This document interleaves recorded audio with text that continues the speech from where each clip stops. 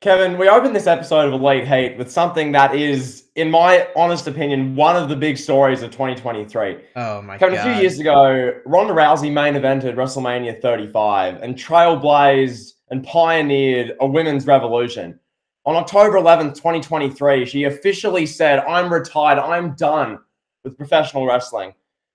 2 weeks later, she was in Wrestling Revolver, working random indie house shows. Now, Kevin, the man with the deepest pockets in wrestling, Tony Khan, the owner of the Toy Box, the owner of AEW, the man who paid $40 million to Ring of Honor in 2022, 3, whatever. Tony Khan has brought Ronda Rousey back to wrestling. Kevin, I ask you as we open this Elite Heat today, how low can Tony Khan go? Well, when we did this segment where we were predicting how low Tony Khan can go, I believe you leveled out like 4 names.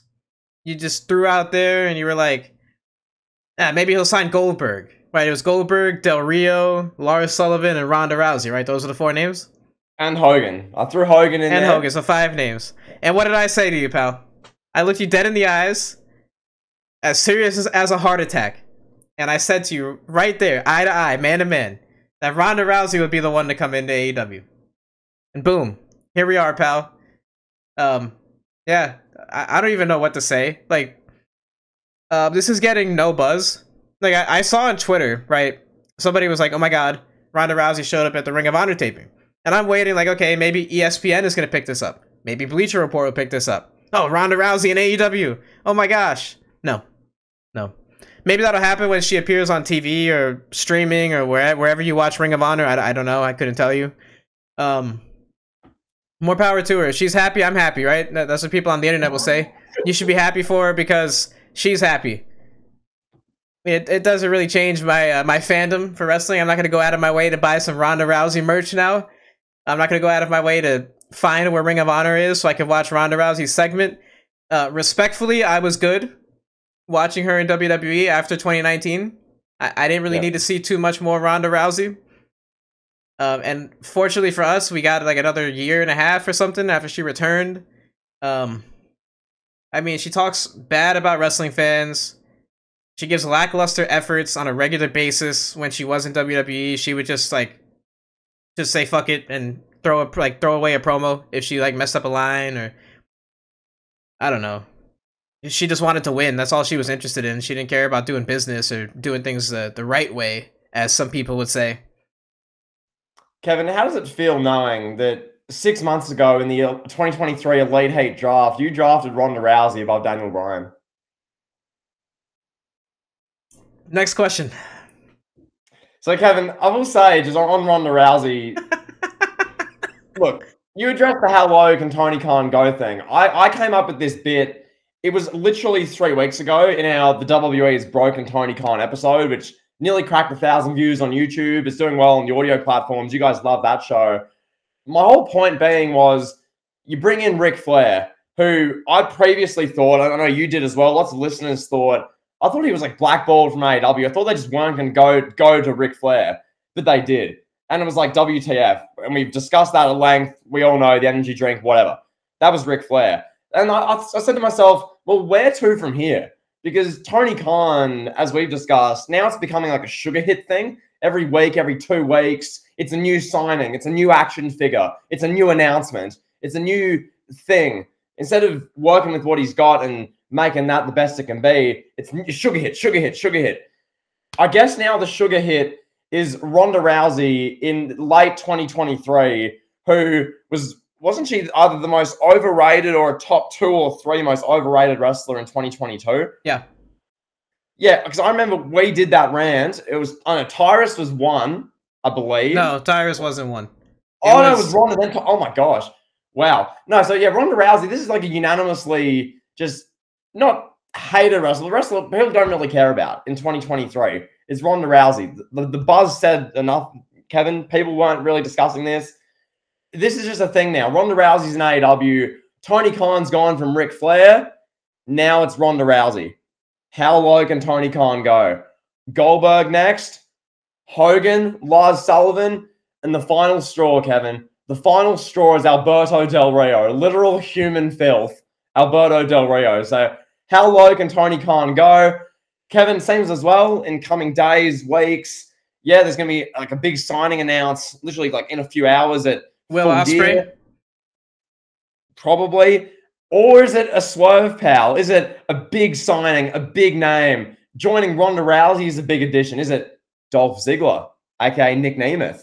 Is it Mustafa Ali, pal? Is it a big name like that, pal? Is that the new era for Tony Khan? Tony, is this what you're all about? Signing WWE rejects who people don't care about anymore? Is this your identity? That's what it's becoming. So, ways to be seen, Kevin. I know collectively as a podcast, I'll speak on behalf of the Late Hate. We are buzzing about this Ronda Rousey news. Kevin, I heard what you told me in Discord today. You're at work, you're putting up banners, Ronda Rousey posters, you're telling co-workers, guys, Ronda's in a tag match with Marina Shafir against Athena and someone else. ROH TV tapings, get your chips, get your popcorn. Guys, come on. Party at the Kevin house. Come on. Randy Orton in St. Louis, pal. Come on. You love to say it, pal. That's so ridiculous. Can we go to the next topic? I don't want to say anything else about Ronda Rousey. Enough Ronda. I'm sick of this. Let's move. All right, so I mentioned him in passing, and that's Will Ospreay. So the question I have for you, Jimmy, is this. Can Will Ospreay be the one to save AEW? What a question that is.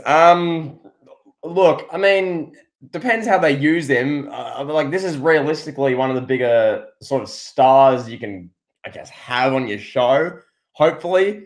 I guess, maybe, you know, look, Kevin, if this was 2021, I'd say this is huge. I know they're going to use him well. He's going to be like main eventing pay-per-views. He's going to be like a prominent figure. They're going to book him well. After what we've seen in the last few years, like this year especially, 2023, I just don't know. Like, even, you know, I know a guy like Jay White who, I mean, he's main eventing Full Gear, which, as of you guys listening to this, would have been a few days ago. He's main eventing Full Gear against MJF. For a number of years, there was a lot of buzz, a lot of talk about Jay White in a similar ballpark. Oh, he's an amazing talent in New Japan, great wrestler, can't see him in AEW. He's now in the AEW main event scene. He's in the main event storyline of All Elite Wrestling. And, Kevin, I'll let you explain to the listeners what the storyline's been for MJF versus Jay White. Do we have to? I don't think we should. Well, I'll say this. Okay. Yeah. The MJF Jay White storyline has been one of bullying and prejudice. I'll say that. Prejudice towards MJF's background, you know, in the middle of real life conflicts going on with people of said background that MJF shares with. Yeah, it's just been, other than that, it's been garbage, you know. It's been tough to watch. Not MJF's finest hour, per se. And this is with all due respect to MJF. He's the best thing in AEW, by and large. Like, there's MJF, and then there's whoever you think is second, third, fourth, whatever order you want to put him in terms of AEW's hierarchy. This has been a low point for him.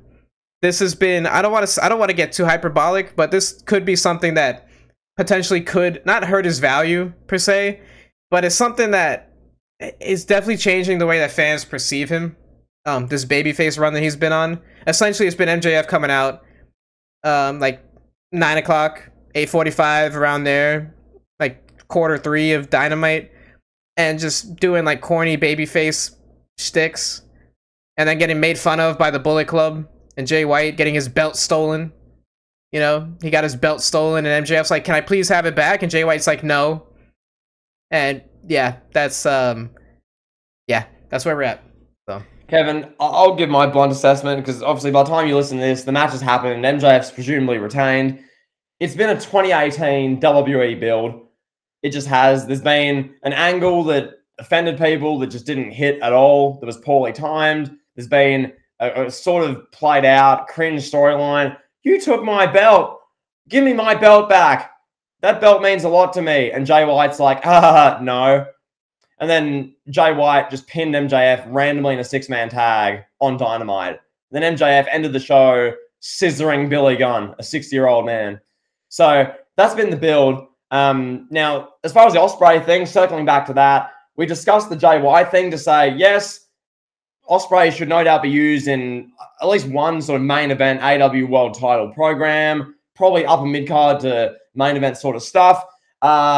Hopefully, he's not portrayed or booked in the same way as sort of a Jay White, because now with Jay White, assuming he's going to lose tonight when we record this, going forward, I don't care about the guy. This storyline's ruined him, in my opinion. How I view it, I was like, okay, he's going to say he stole MJF's belt, and he's just going to be there. I don't care about the guy.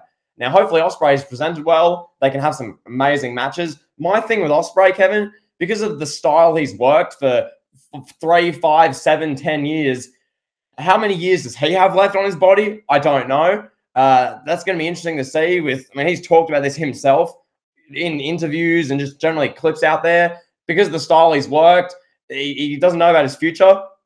Paraphrasing here, that he's throwing himself at the ground, the dangerous spots, the amount of pain he's always in, hoping for the best that he can stay out at least a good contract with AEW and have a good run. But I have reservations in that regard.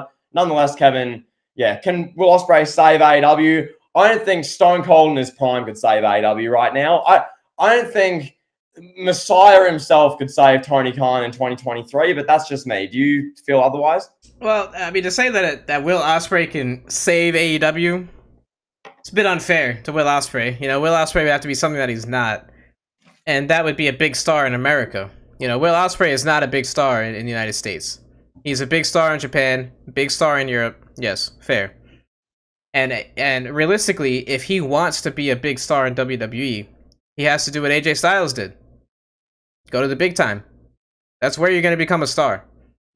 Jay White, big star in Japan, big star in Europe, went to AEW. He's fine, yeah. He appeals to the hardcore fan base that AEW has. He's doing fine and dandy, whatever. Will Ospreay, in theory, on paper, his style would fit AEW like a glove. And like you said, the state of AEW right now, it's at a point where we don't know what Will Ospreay is going to do. Is he going to be in the opening match of pay-per-views? Is he going to be in random 6-man tags and Collision? I don't know. Who knows? Like, he could come in and main event against MJF. He could have a crazy match with Bryan Danielson. Who knows? But it's just, you don't know. That's the thing. You don't know what's going to happen. You do know if he went to WWE, you would know what Will Ospreay would be. He'd be presented as a big star. They focus on his strengths, hide his weaknesses, maybe put him in there with Seth Rollins, something like that. But in AEW, I assume he's going to be the name that's revealed. I mean, some people are saying Mercedes Moné, Sasha Banks. I don't see that. I think she's on the way back to WWE now that Vince is gone and Triple H is back in charge, or Triple H is in charge, I should say. I think she's WWE bound. I mean, Will Ospreay, to quote Dame Lillard, he's running from the grind if he goes to AEW. It's the safe choice, he's going to be over with those fans. Does it equal numbers? Not really. Like, will he sell some t-shirts on ProWrestlingTees.com? Yeah. Will he have some fun segments with the Young Bucks on Being the Elite? Yeah. Will he have good matches at the pay-per-view? Yeah. Am I going to be tuned in? Not really. Are a lot of people going to be tuned in? No, not really. He's not going to be a needle mover for AEW, and anyone that thinks that is just silly, Yeah, and I think with that, we can move on to now the Survivor Series portion of the episode. Oh, yes. Kevin, I'll ask you. So this is WWE's 4th biggest show of the year. Yeah, obviously you have WrestleMania is the big one. Royal Rumble's the 2nd biggest show of the year, and then SummerSlam. This falls at 4th. I'd say it's still above Money in the Bank, Survivor Series. Kevin, I'll ask you, we ask this question every show, just a general sort of intro to the preview. Where are you at with this Survivor Series? We'll go match by match in a moment. We've got some blistering questions for this. I'm just going to do your regular preview where we go, match should be good. I think X wrestler's going to win. There's a bit more to this preview. We've got some more substance in the questions. But that being said, Kevin, Survivor Series 2023 War Games overall, where are you at? Well, Survivor Series, generally, I'd say the last 15 years or so, has kind of been a point where people kind of back off. Like, it's the holiday season, people are busy. You could kind of see it through the TV production and the matches and everything that transpires, that it's just kind of like, all right, let's just get to Survivor Series. Let's get through with it. Let's get through Christmas. and then in January we'll regroup and we'll make our big push for WrestleMania. It's kind of like an off season in theory. There's not a lot of riveting stuff that's happening throughout the years in Survivor Series. Like, yeah, Sheamus cashed in at Roman Reigns around this time a few years ago. We got Sheamus 515 fella, but that was done, and then Roman was going on to WrestleMania to face Triple H. Like, I don't know. Nothing really of significance happens in Survivor Series. Like, I look at it just like it's a show for good matches. You know, every match is going to be good. The last, like, what? When did they start doing the brand versus brand? Like 2016? You know, we've had good matches on Survivor Series. They've been fun. Every Survivor Series show that I can think of since 2016 has been fun. You know, you had Brock vs. Styles, Brock vs. Bryan. You know, you had just like Intercontinental Champion versus U.S. Champion matches, the traditional tag team matches. The intro of War Games has really made it fun. You know, so for me, I just look at it like it's a 5.5, 6 out of 10, maybe 5 out of 10. Like, it's just average interest for me. And I think that's the way that it's presented. You know, like, we're seeing it now. The quality of Raw and SmackDown's kind of dipped. It's just like WWE is getting ready for the big push, you know, for WrestleMania season. That's quite fair. Now, like, personally, I watch SmackDown in its entirety every week. I'm not the biggest Raw guy just because of the 3-hour thing. I just still can't get over. I can't get into a 3-hour weekly TV show. Nowadays, before Triple H, whatever, that is what it is. But SmackDown, I watched that entire show. What I can say to back up your point there, they're chugging along. You know, you watch the show, there's at least some sort of sense of direction there. I'm not watching and thinking, what the F am I watching? Why is this wrestler doing this? What is he doing? Why is this storyline main eventing? I'm not thinking that. I'm watching the show. I'm entertained by generally, you know, most of it to some extent. I'm not thinking it's bad, but they're sort of just chugging along, and that's fine. You know, they're getting through Survivor Series. WWE is a big 2024 lined up. They've already stacked the decks. You've got your Royal Rumble in January, always a big show, big event. You'll be there. Elimination Chamber in front of 70,000 people in Perth, Australia. You'll be there. I'll be there for that. WrestleMania 40, 2 nights, big deal. The 40th WrestleMania, that's huge. They're doing Backlash in France. They're doing a pay-per-view literally in Europe, in France. That's a big deal. Bash in Berlin in, August, around SummerSlam. They got SummerSlam. There's a big 2024, big events.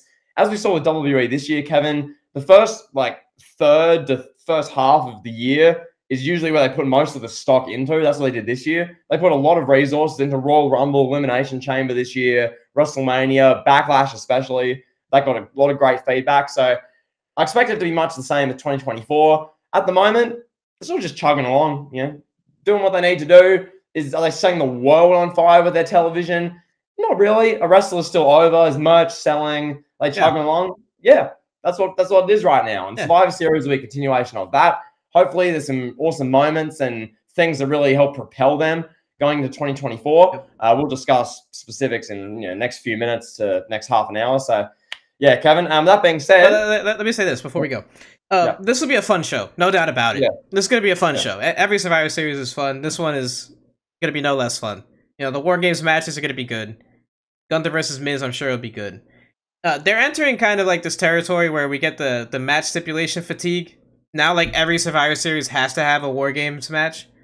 So, two at that. Cool. So they're, like, playing double time, trying to catch up and, like, make a reason to have this match. Like, trying to create these personal beefs that aren't really there. I think it's better when it happens organically, you know? You can get a War Games match out of it. Like, it's similar to what we saw with the Hell in a Cell concept, with the TLC concept. It was like, do we really need to see a TLC match? Do we need to see Roman Reigns? I think it was like Rusev a few years ago in a TLC match or something. I can't remember. Like, do we need to see Jeff Hardy to Randy Orton in a Hell in a Cell match, like, for no reason in the red Hell in a Cell, where Jeff Hardy's getting his ear pulled by Randy Orton and a screwdriver? Like, do we need to see that? You know? So we're kind of entering that territory. Like, do we really need a War Games match right now? Is it necessary? It's gonna be fun, yes, but I don't know. We're hitting that fatigue, like I said. And Kevin, one more thing. So I don't know the exact go, but what I've heard regarding William Regal is that obviously he was in AEW for a bit and then he left, but there was something with his contract where he couldn't show up for at least 6 months or a year or something on WWE TV or something like that. So what'll happen, they'll do War Games again for next Survivor Series just so William Regal can do his War Games and, like, he can say that. So there'll be another 2 next year, no doubt about that as well. So they'll keep chugging along with it. Speaking of War Games, Kevin, let's do the first one. Pal, This was the main storyline on SmackDown, has been the last few weeks with the women and the women's War Games match.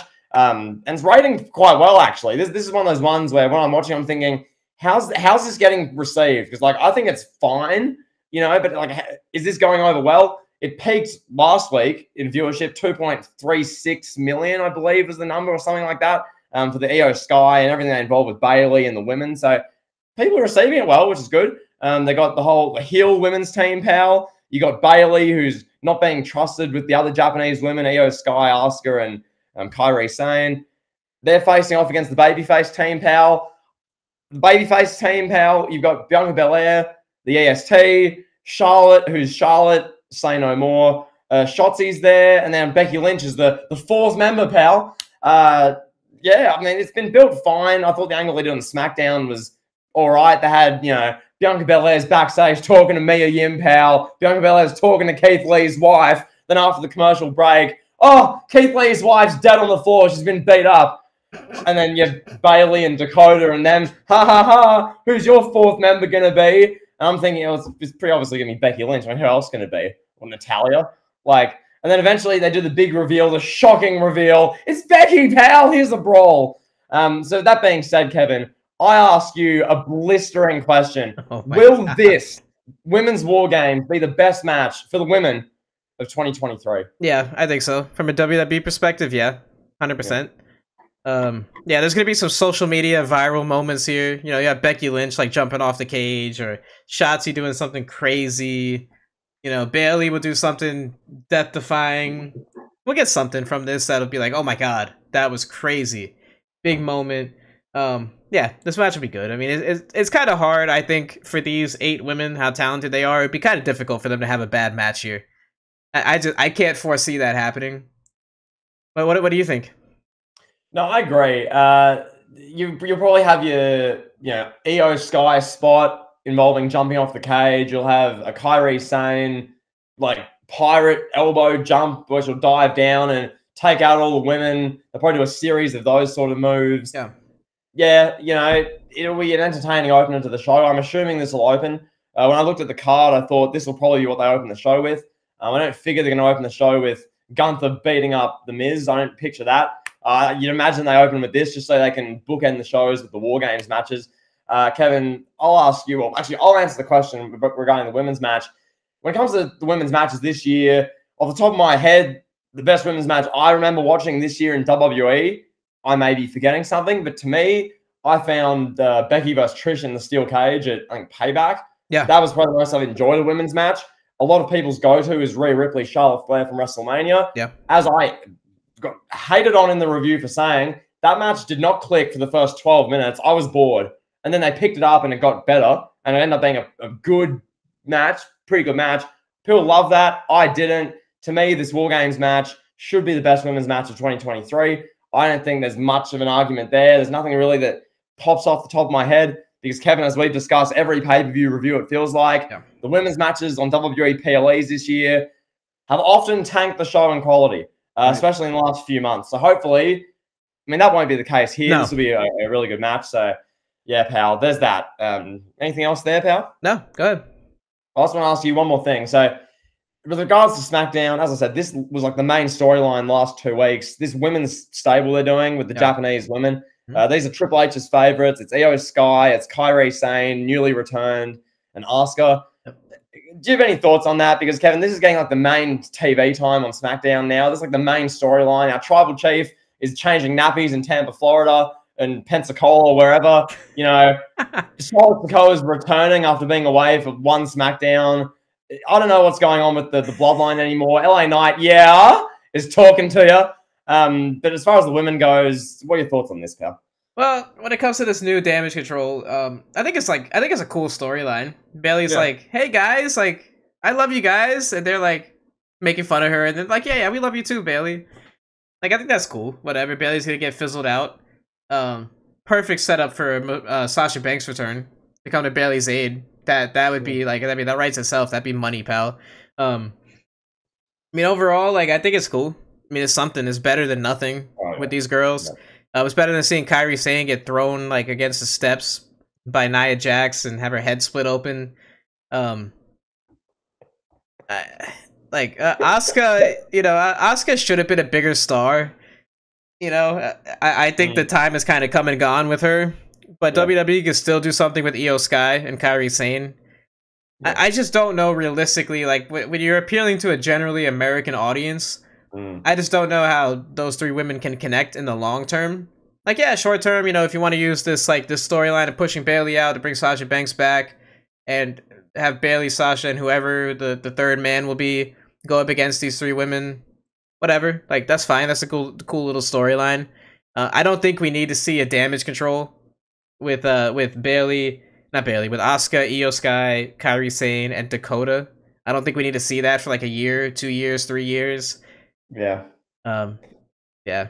Yeah, I don't know. I mean, like with this group, as you say, because it's appealing to a North American audience, it's mainly an aesthetic sort of group. Yeah. Because from a promo standpoint, they can't really say much. You have to keep them limited because they speak it's fluent Japanese and okay English. Asuka can like scream and shout.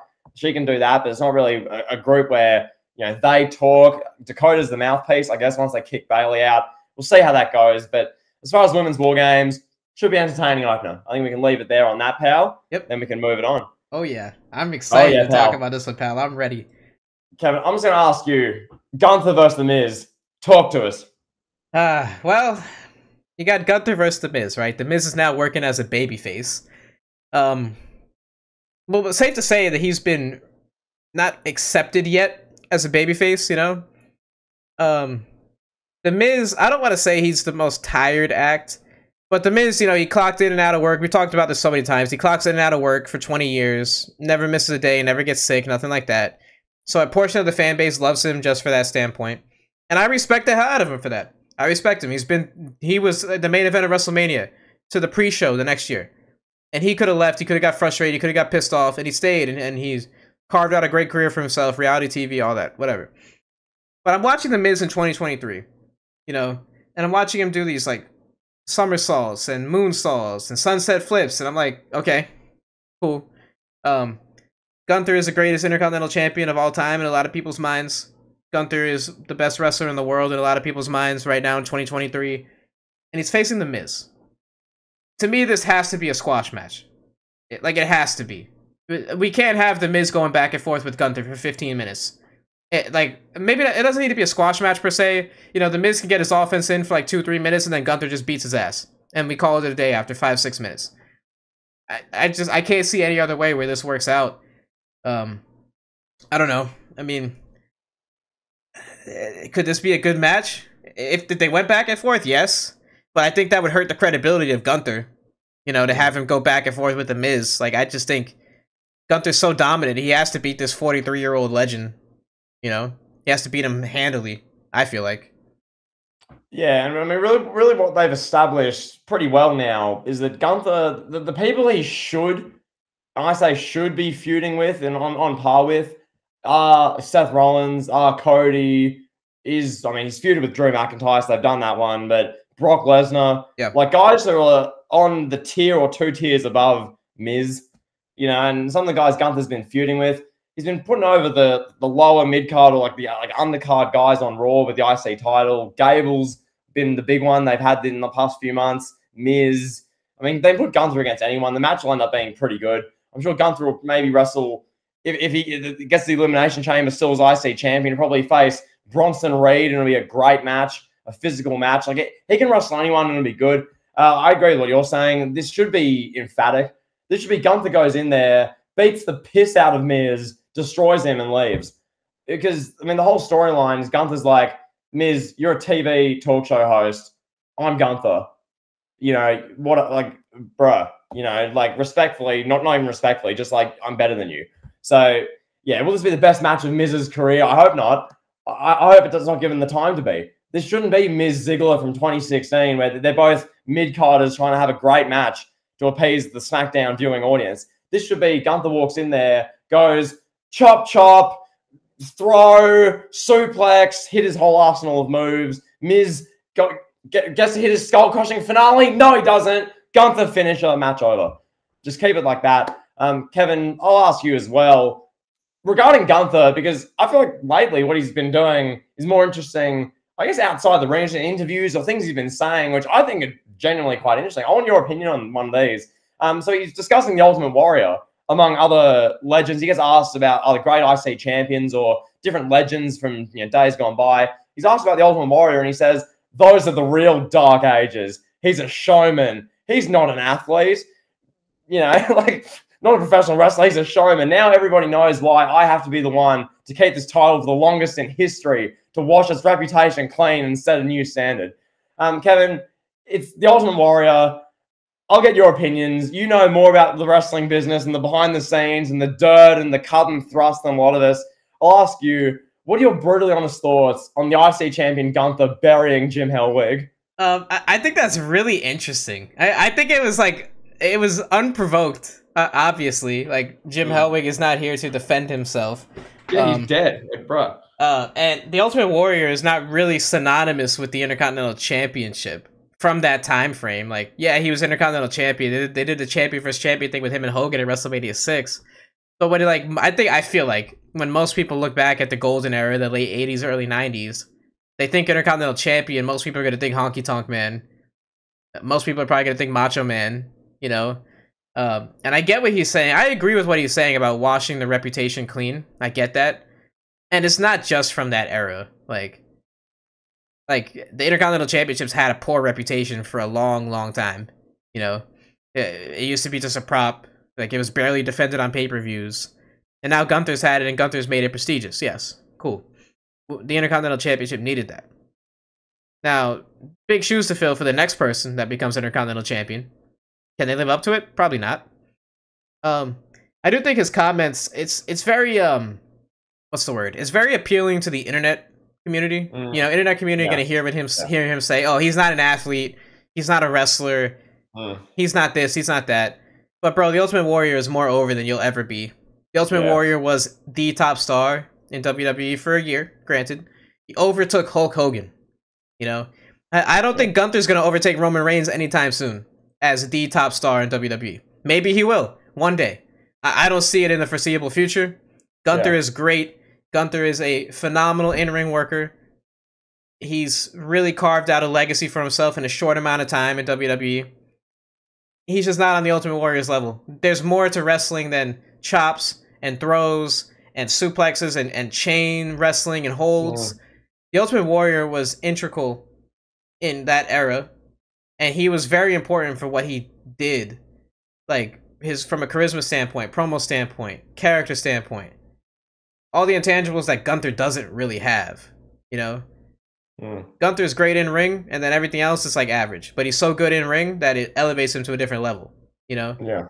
Maybe that's why WWE is hesitant. Maybe just to get off on a tangent. Maybe that's why they're hesitant to put Gunther in there with the main eventer. You put him in there with Brock Lesnar.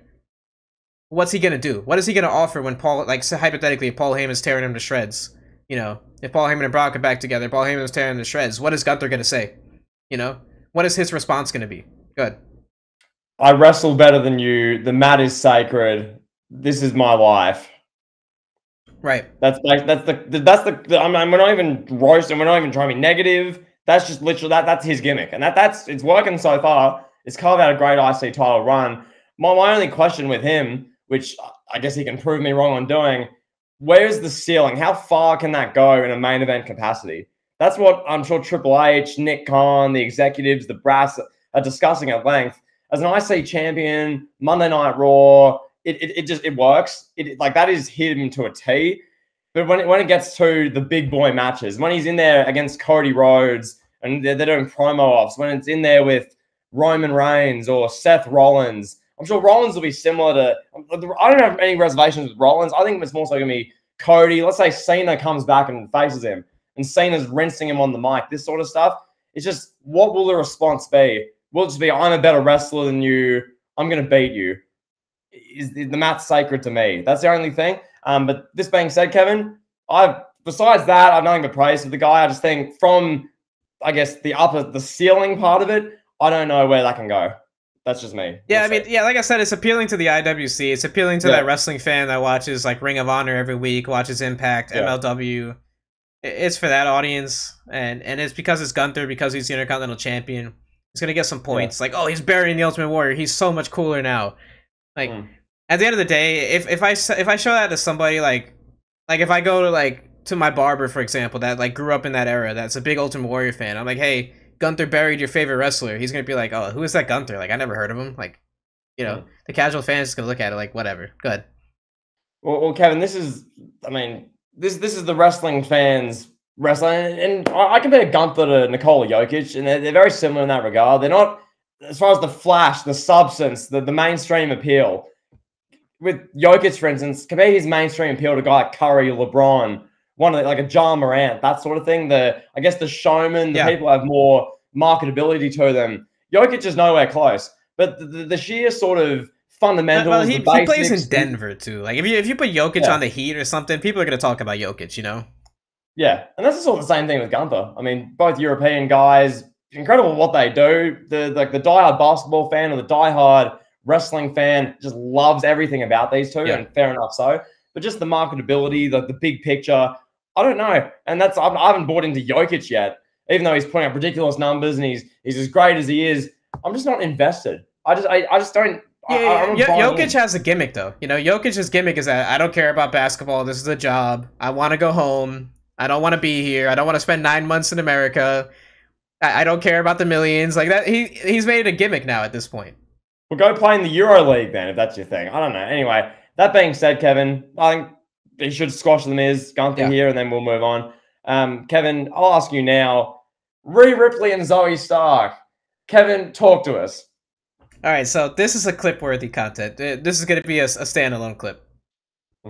So I'm watching, Raw. I'm watching the highlights of Raw from this past week, and you know, we had a Judgment Day match. It was like Dominic Mysterio. And was it Dominic Mysterio and JD Madonahue, one of the trash men, versus Seth Rollins and Sami Zayn? I believe that was the opener for Raw. So I'm watching the clip of this, and you know, we get all the interference, typical Judgment Day stuff. You know, Damian Priest is out there, briefcase flying, Fergie, oh my God, he's out here in his underwear, whatever. Rhea Ripley's here helping these guys win the match. Okay, cool. And Adam Pearce comes out, right? And Adam Pearce is furiously yelling. Just in the middle of the ring. And Rhea Ripley gets in the ring. And she confronts Adam Pearce, gets in his face, and she's screaming at the top of her lungs. I don't know what she's saying. Just like, oh, get out of my ring. This is not fair. I'm the women's champion. I can do whatever I want. Adam Pearce like, no, you can't. You're all banned from the arena. And I'm looking at this, and I'm just like, this is the women's champion. This is a cornerstone of the company, of WWE. And this is the best you got for her? I don't want to say this with too much emphasis, but we're getting to the point where Rhea Ripley is becoming underutilized. And I know that sounds crazy because she's the leader of Judgment Day, and she's the women's champion, and she's been the women's champion for a while. She's, like I said, one of the cornerstones of the company. She is severely underutilized. Like, they need to figure out something to do with her. She needs to be doing more than yelling at Adam Pearce. Like Adam Pearce slept with her husband because she's angry that he's banning the members of Judgment Day from the arena. We need more than that for Rhea Ripley. This can't go on any longer. And then I watched SmackDown, right? Watched SmackDown last night. You got Santos Escobar in there cutting a promo, wishing legitimate death on Rey Mysterio. Hoping that his leg gets amputated, hoping he gets an infection during surgery. And Rhea Ripley and Adam Pearce are yelling about Fergie coming out and interfering in a match. Like, we can't get anything of substance for the biggest women's wrestler in the company, the best women's wrestler in the company. In my mind, she surpassed Bianca Belair. Bianca Belair had her moment. She was a top star from like 2020 to 2023, early 2023. It's Rhea Ripley's time now. She's 27. She's entering her prime. They got to figure out something for her. They got to create stars. They got to create heels, baby faces, someone for her to go up against. Turn a babyface and create a bunch of heels and have her chase these heels. I know it's easier said than done, but this is WWE. They're the biggest company in the business. They're global. They're the #1 wrestling company. They're doing crazy gates in Australia. They're going to be doing crazy gates in Paris, in Germany. You know, they went to Puerto Rico this year. Like, they're selling out arenas everywhere. And they can't come up with anything of substance for Rhea Ripley to do. Like, how long did it take to come up with that Santos Escobar Rey Mysterio promo? Like Triple H was like, here, go wish death on Rey Mysterio because he has a Puerto Rican friend. You don't like that he has Carlito as a friend. You want him to have Mexican friends only. Why can't they do something like that with Rhea Ripley? You know? I don't understand it. Like, all this creative power, all this juice, and they sit around for weeks, days, hours on end coming up with content material for the TV, for the production. And this is the women's champion. This is a cornerstone of the company, and they're like, oh, just have her yell at Adam Pearce. She's mad at Adam Pearce for no reason. Like, what is that? And then Zoe Stark comes out, cuts a promo, and she's like, oh, I'm gonna beat you. Okay. Wow. You know, and Zoe Stark got the #1 contenders opportunity because she won a battle royal, right? On an episode of Raw. That's why Zoe Stark is where she is. Yep. The Raw after Crown Jewel won a battle royal. Yep. Yeah. And Zoe Stark is like, she got her name in the main roster being Trish Stratus's muscle. And now what? We're supposed to believe that she's a legitimate contender for Rhea Ripley? And she's just in there like, yeah, bro, I'm gonna beat you, bro. Yeah.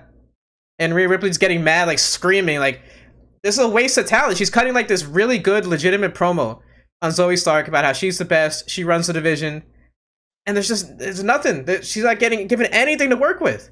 Why are they not pulling the trigger on her versus Bianca Belair? Do it already. You know? What are they waiting for? You know, I agree with that, Kevin. The women's side of things on Raw is just, it is a desert for spicy, fresh, you know, content.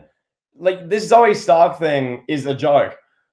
She's feuding with Zoe Stark. Kevin, this Zoe Stark feud has some of the least hate of any feud I've seen in wrestling all year.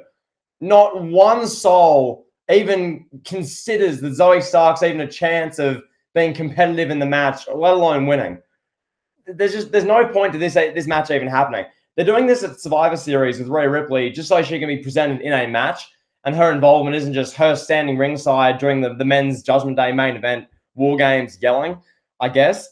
But I couldn't agree more. This is your big female star. As you say, it was Bianca Belair for a bit over 2 years, but she's sort of fizzled out a bit. Bianca Belair's the EST. That's Bianca Belair. She's the est, I guess. Rhea Ripley is your main eventer on Raw, confronting all these men, leading the Judgment Day and like the main storyline. And people may well respond to what you've said there with, well, what more do you want to do? She's in the main storyline of Raw. She's the leader of Judgment Day. This is, I mean, from my angle at least, feel free to follow up in a moment, it's coming from like the women's division standpoint. Rhea Ripley at the end of the day is a woman. She's the women's champion. And her female content to feud with is Zoe Stark. At Crown Jewel, it was, let's throw whoever we can find backstage at catering, throw them in the ring with Rhea Ripley and have a 10-minute match. It's not good enough. It's not. And then you look at SmackDown, where they're opening the show with this big, it's a 4-on-4. You throw in Dakota Kai, you throw in the other women that are getting involved with Damage Control beating up. There's like 10 women who I could at least tell you what they're doing or at least have some sort of notoriety. That's all happening. That's main eventing. That's opening shows. That's the big thing on SmackDown. On Raw, Rhea's just left out whoop nowhere in the Australian outback of the women's title in a barren desert with nothing to work with. Zoe Stark, I guess, when there is no heat to the storyline. Kevin, I agree. WWE, do better. Think of something. You have creative meetings for this. You have people employed making 6 figures a year to think of compelling content for your women's champion, your biggest female star.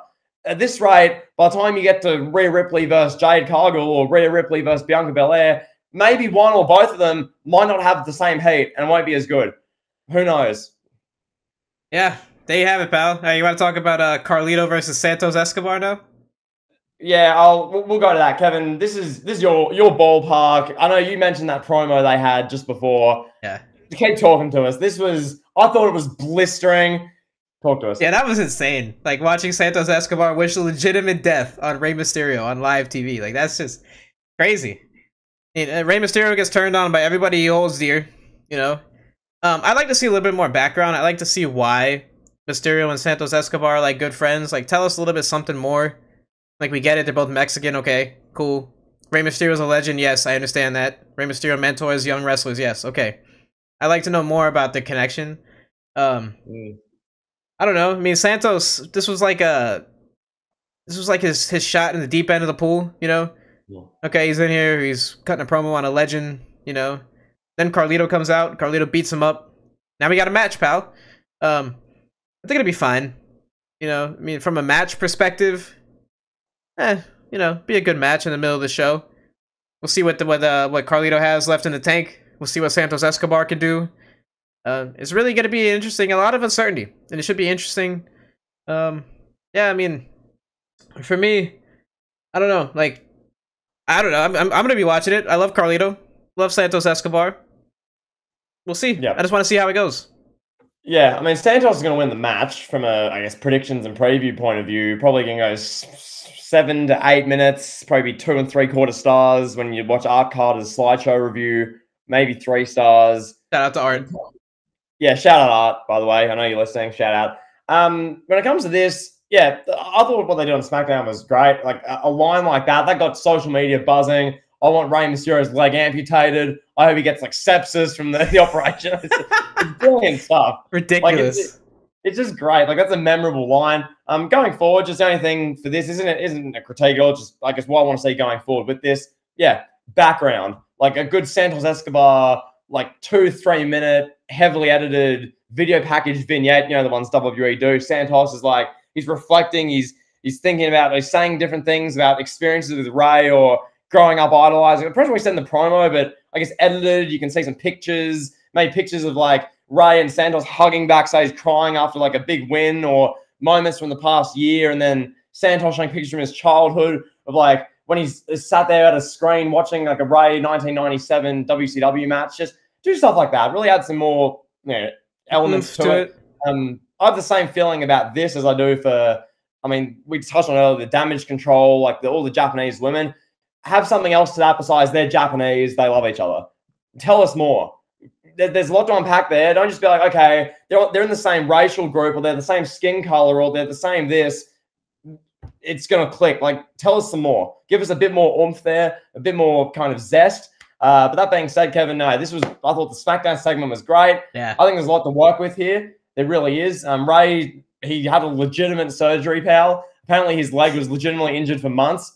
Which probably explains why the Logan Paul match wasn't as fast-paced as I thought it would be, because Rey had was a ruptured meniscus or something like that. He had a legitimately injured leg. Yeah. So he got surgery. Rey Mysterio, he tweeted the picture in a hospital bed with like one leg, and then Santos was like, that is not my hero. That is not your leader. I hope he amputates his leg because it gets infected. Jeez. Like that was great. It's going to be just blistering. Santos versus Rey, probably at WrestleMania, potentially. So, looks should be good to see how that plays out. Kevin, anything else on that match? Yeah, let's talk the men's War Games match, pal. Let's do it. Kevin, I'll ask you. Now, to me, it's the worst kept secret in wrestling who the 5th men are in this match. Would you like to apologize for saying that? No. So you, Kevin, let me get this straight for our listeners. Yeah. You genuinely believe Pepsi Phil CM Punk is going to be the 5th man in War Games? He's going to be the 5th man of both teams, pal. It's going to be CM Punk on both teams, pal. Come on. Come on. Come on. Kevin, for real, though, what? Orton and Drew, I guess? Yeah, it's got to be Orton and Drew. Yeah. Yeah. I mean, the odds of CM Punk showing up, we had said 50-50. I think it's more like 30% now at this point, as we've gotten closer to the show. Like, you know. If he shows up, cool. If he doesn't, whatever. Like, we could just play CM Punk versus Nakamura on 2K, pal. 2K23. There you go. Pal, I infamously said, play it on 2K, pal. We don't need him backstage. But this being said, I'll ask you, now, we're previewing this match. We're forecasting. This is the main event of Survivor Series War Games. Yep. You got Cody on the poster with camo, war paint. You know, this is the big match they're building. I'll ask you from like a preview standpoint, what do you think the big moment is going to be in this match? Because there's a lot of avenues you can go. Will the big viral moment be the CM Punk return? Will the big viral moment be Cody, blood all over his face, he has some face paint on, but it turns into blood. He's got blood through the face paint. There's blood everywhere. Moonsault off the cage onto the Judgment Day. Will it be Rhea Ripley jumping in the ring and legitimately injuring Randy Orton? Will it be Randy Orton returning? What will it be, pal? What will be the most viral, blistering moment of this match? Yeah, I think the Cody moonsault is the odds-on favorite. I think that would be my prediction. If CM Punk comes back, that'll be number one. You know, man, we've already talked about that. It's super unlikely. I mean, he might not even come back for this match if he were to come back. You know, a lot of people think he's gonna come back and fight Nakamura. You know, we'll see. See how it goes. Who knows? Whatever. So from this match, yeah, I'd say Cody moonsaulting. Like, I don't think Randy Orton's return will go super viral. Unless they do like an RKO off the top of the cage, which would be freaking crazy. If they did that, that would be nuts. But yeah, Cody doing a moonsault, I think that's a safe bet. Kevin, you can visualize this. I think anyone listening can visualize it. McDonough tries to make the match about himself. He tries to have his big moment. He climbs up at the top of the cage. You got like Balor or Priest or one of them being like, "You get down," and then he jumps off the cage. Orton does like an RKO, and it just goes viral. Like an RKO to McDonough, the trash man. That'd be fantastic. I think this match can give you one or two like spots or moments that can lead off the Monday Night Raw intro video, that can lead off the the SmackDown intro video, that you can put in commercials when WWE is coming to Bash at Berlin, and you've got Cody flipping off the cage as he's got like camo paint on, and you've got Randy Orton RKOing the trash man McDonough, then getting up and doing what he did when he RKO'd Evan Bourne. He's like, "Ah!" And Randy Orton's screaming. He's pounding the floor in St. Louis. Come on! Now, Randall J is going to be awesome to have back. Hopefully as well. I think this would be cool. You have one of the other guys in the match. I don't know who. Rollins, maybe someone. They go for like a dive, or they try and like run along a rope, or they try and jump off a cage or a turnbuckle. McIntyre just full steam, boom, Claymore out of midair, takes them out. I assume Rhea Ripley is going to get involved. I picture there's a moment. The door, like Rhea Ripley comes down, rips the door off its hinges, gets in the ring, beats the piss out of Seth Rollins with his fractured vertebrae. Rhea Ripley's throwing people. Rhea Ripley drop kicks Jey Uso. Oh my Rhea God. Ripley is rip-tiding people. Then you have Randy Orton confront her like it was Nia Jax at the 2019 Royal Rumble. Randy Orton's like looking at Rhea Ripley. Come on! Come on! Come on! Yeah, Rhea Ripley's like just staring at him. And then, Kevin, this would be powerful content. This is the content Paul Levesque must book. Kevin, Triple H needs to get his notepad and write down. Oh my God. Write down, Rhea Ripley rips off door. Rips off door. Pal, that's how you treat the women's champion. Rhea Ripley rips off door. Pal, this is going to be powerful. The Elimination Chamber. I'm getting too excited for February. War Games. And Kevin, I'll ask you one more question. What will be the final closing shot of Survivor Series 2023? What will be the last moment we see on our WWE TV screen? CM Punk on the top of the stage going, "It's clobbering time." That's the final shot, pal. And then, we'll get a big cliffhanger, pal. CM Punk, he doesn't do anything. He just music hits, he walks out, literally gets on his knees, says it's clobbering time, and that's it. Show goes off the air. Yeah, that's it, pal. No, in all seriousness, though, realistically, the closing shot would probably be Cody and the babyface team standing tall. That'd be my prediction. Yep, I think there's gonna be some Judgment Day, some movement. Hopefully, one of the wrestlers leaves, like Priest just walks out, or one of the wrestlers something happens involving Judgment Day. There's drama, they walk off. Then you got the baby faces on top of the structure. Cody's he's drenched it, like the face paint's gone all over his body. There's a bit of blood going on. He looks like he's been through war. He's standing there roaring. They get their big moment, the intro package, adrenaline in my soul, pal. You got 17,000 in Chicago. Whoa! Yes. As Cody's performing, pal. The star, the world champion. He's not in Pensacola, Florida, 7 days a week on his couch, breastfeeding, pal. Oh my God. None of that from Cody Rhodes. Oh my God. Right, Cody is the champion. He never sees his kids. All right. He's there 7 days a week. All right, enough. All right, enough. Yeah, so that's pretty much it for our Survivor Series preview. All right, pal. So yeah, so we just talked for Survivor Series for 55 minutes. Now it's time. You got the globe out. We're going around the world, pal.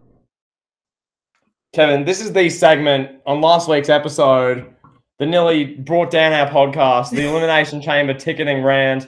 That was one of the great Elite Heat rants. This week, will it get to that level? I mean, for my own health, hopefully not, but we're here to entertain, pal. Kevin, is there anything you want to lead us off with? Because it's something I do want to address as well. Yeah, why don't you go first? Well, now, Kevin, I mentioned this in Discord personally to you, and I think you're going to dismiss this, but I want to say a couple of weeks ago on this same segment around the world, you were scathing in your assessment of one Julius Randle. Oh my gosh. Would you like to apologize? No. You've been putting up No. great stats since. No, I'm not apologizing. Not until the Knicks have a deep playoff run and Julius Randle leads them in that deep playoff run. Then I will apologize. Okay, fair enough. That's all I had to say. Where do you want to go with this, pal? All right, pal. So, are you a bit of a sneakerhead? Do you like sneakers? What's your overall assessment of sneaker culture? I'd say so. I'd say I'm a sneaker guy. I don't have like tons and tons. Some people are hardcore in that space. Some people have like it's their like life savings almost. They just put all their money into sneakers. I'm not like that, but I do fancy a good pair of sneakers, pal. Where are you at in that space? I love sneakers. I have a good amount of like some hype sneakers. I have a good amount of Jordans. You know, Nikes. Right now I'm rocking LeBron, the South Beaches from back in the day. Okay. I got the retro version that came out a year ago. You know, I have a bunch of stuff like Jordans, like I said, Jordan 1s, lows, you know, 11s, like jeez. I love sneakers. So, okay. So I get a pair of sneakers, right? That drop on the Sneakers app. Are you familiar with the Sneakers app? Yes, I am, pal. Have you taken any L's on the Sneakers app? I haven't used the app much, but I'm very familiar with the app. So yeah, tell us what happened. What happened? Are you on the app, pal? Yeah. So this app is notorious. You know, when you have a hype sneaker, like for example, the Travis Scott ones. Those I'll use the Mocha ones. I use those for reference here. I remember when those came out in 2019. I remember vividly. I was on the app trying to get them, and you know, it's like 1 million people trying to get them. They got like 30,000 pairs of sneakers in rotation, like. So, like, almost everyone is taking L's, you know. You try to get on there, you can't even get in the queue to even put them in the cart. And then, like, you have an example where, like, it'll let you, like, make the purchase, and then it'll just say, oh, sorry, your order can't be placed. Similar to what happened with your hotel situation. You know, things like that will happen. So, it's hit or miss with the Sneakers app. You know, you never know what you're going to get. So, last week, I want to say, like, Tuesday, Wednesday, I don't remember, maybe even Thursday. There was a pair of Jordan 11s that came out as like a shock drop, right? So I go to buy these sneakers, right? And you know, well, with these things, I usually go like 1 or 2 or 3, 4, even like 5 people deep. I try to have as many people as I can on the app trying to get these sneakers for me. I had one particular person. Like, sorry, hold on. So you have a squad. You have like a team that you coordinate to make sure you get these sneakers. So when you hear of, or you're made aware of this drop with the Jordans, you're like, hey, yo, is there a group chat? Is there like, what's the go? Like, are you hitting up people in the DMs? Like, hey, yo, Jordan 1s, Jordan lows, 9:30, drop. Hit that. Like, yeah, basically, like I'll get my girl involved. Like, hey, come on, download the app. You know, you know, I gotta get my friends, like, hey, download the app. Like, friends I know that are not sneakerheads, like, download the app. You know, you got this. Like, if you win, I'll pay you whatever. Who cares? Like, whatever. I don't care. I just want to get the sneakers, you know? So I have my lady on there. My lady's doing this with me. And I get the sneakers, right? And she's, like, all pissed off. She's like, I wanted to get them. I wanted to win. Why didn't I win the raffle? So, I'm like, yeah, I got them. Cool. They're coming to my house. They'll be here in a few days. No problem. Everything's gravy. Then like 20 minutes later, she's like, oh, I got them too. And she's like, cancel your order. I won. I wanted to get them. So I'm like, okay, whatever. Do your thing, you know? I cancel the order. Then 5 minutes later, she's like, oh my God, I have my old address on there. And I'm like, wow, you didn't check that. You know, when you set up the account, or logged into your account, you didn't check, right? That you had the old address in the system. Oh my god. So these are hype What? Jordans, you know. These are like hyped up Jordans, big sneaker releases. You can't change the address once the order's been made. So like I didn't realize this. I didn't really realize how I sounded until today. Like this has been a 3-day, 4-day saga of trying to get the address changed, trying to call UPS, call Nike. So I call Nike, and I'm like, hey, first of all, the order is in a girl's name, and I'm, as a man, talking to the customer service person. I'm like, hey man, look, trying to get this order changed, whatever, I want to get it to a different address. I didn't realize how I sound until today. I'm like, oh, I sound like a scammer. You know, I sound like I'm trying to scam someone out of their sneakers. Like, I got the order number, I hacked into these people's accounts. So I'm like, hey, no. send the order to my address, you know? And the guy's like, look, we can't do that. You know, we can't do that. I'm sorry. Nike doesn't do that. Call UPS. So call UPS. UPS like, sorry, can't do that. Or no, they're like, yeah, actually, they're like, sorry. Yeah, they're like, yes, we can do that. Got to pay a subscription fee. So they're like, oh, it's $20 a year or whatever, $20 a month, I think. And you could change the address. You could have UPS redirected to wherever you need to go. And then I'm like, okay, I can't change the address, you know? I paid for the subscription, can't change the address. You know? So now I'm like, And then it hit me today. Nike doesn't let you change the address because they think you're gonna scam, and a lot of people scam with sneakers. So these sneakers are on their way today to Miami. You know? And I'm like an hour away from Miami. And I'm like, this is like $300 worth of sneakers. Like laying on the floor in Miami. You know, Miami, there's a lot of flash and a lot of hype around Miami, but Miami overall is not a great city. I think it's the number 2 or number 4 or whatever worst city in Florida. It's not a great place to be in, you know, overall. And I'm just like, these sneakers are gone, bro. Like, we're out $300. Like, it's over. You know, I'm gonna lose my sneakers. So, but we were supposed to record at like noon, whatever, 1 o'clock, and it's now 5 o'clock, and we're here recording because I had to drive to Miami. That's why. I had to drive to Miami to get some sneakers. So guys, I'll give some context on my end. So, yeah, we make plans to record this powerful episode you just listened to from 12 to 2 p.m. Kevin's time, which in Australian time is literally like 4 a.m., 5 a.m., about there. So I wake up at like 3:30 a.m. on a Sunday morning to record this. And then I'm seeing Kevin. He's just like, oh, hold on one moment. I'm like, what's going on? And he's like, oh, no, I'll be 4 or 5 hours in to go to Miami. I got this situation's popped up. I'm thinking, oh my gosh, like someone's died. There's like a family situation. Something horrible's happened. You know, oh my God, like I'm you know, I was worried. Kevin, I could barely function in stress. I'm like, oh my God, a family member's unwell. Like the podcast, like we're not gonna get this podcast recorded this week. This is the end. I go to sleep, just literally shaking. I wake up 3 and a bit hours later. Kevin's like, "Hey, we're back," and I'm none the wiser. I get no updates. I'm not made aware of what happened, where he was. Was there a situation? And I find out now with all you great listeners what's happened, pal. The address was wrong, pal. Yep. Kevin tried to scam Nike and UPS, pal, objectively. Yeah. Ridiculous. Yep. And moral of the story here is that it's my fault that she had the wrong address on her account. Some men listening with women in their lives, just take the blame. Just accept the blame. It's your fault. No matter what, it's your fault. So yeah, it's my fault that she had the wrong address. It's my fault that UPS delivered it there. Don't worry, I fixed it. I went down there, got him. It's all good. Yeah, so.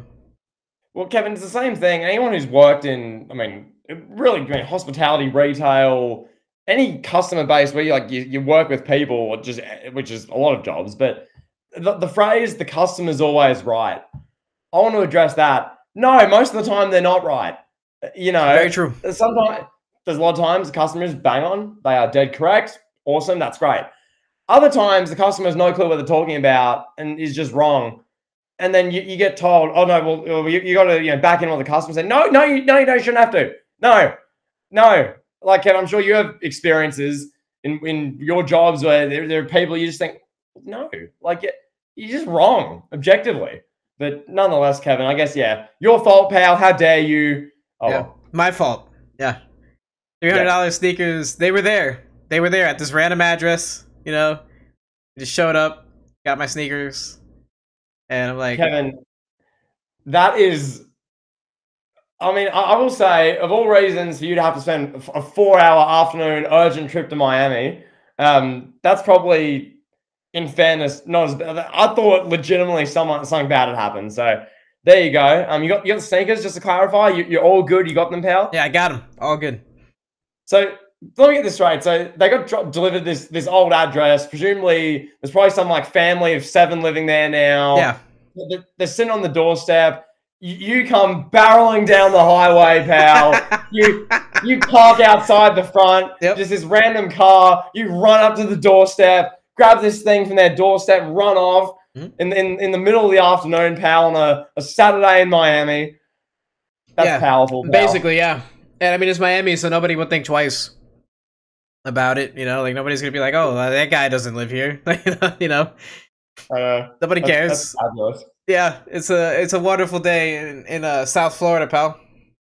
What would you have done if the sneakers weren't there? Like, if you get there and they're not on the doorstep, what would you do? Well, I mean, you gotta take a $300 L at that point. Like, I mean, there's nothing really you can do. They can't call Nike and say, "Hey, I didn't get my order." Because they're gonna be like, "Nah, fuck you, bro. You definitely got your order. You're trying to scam us again."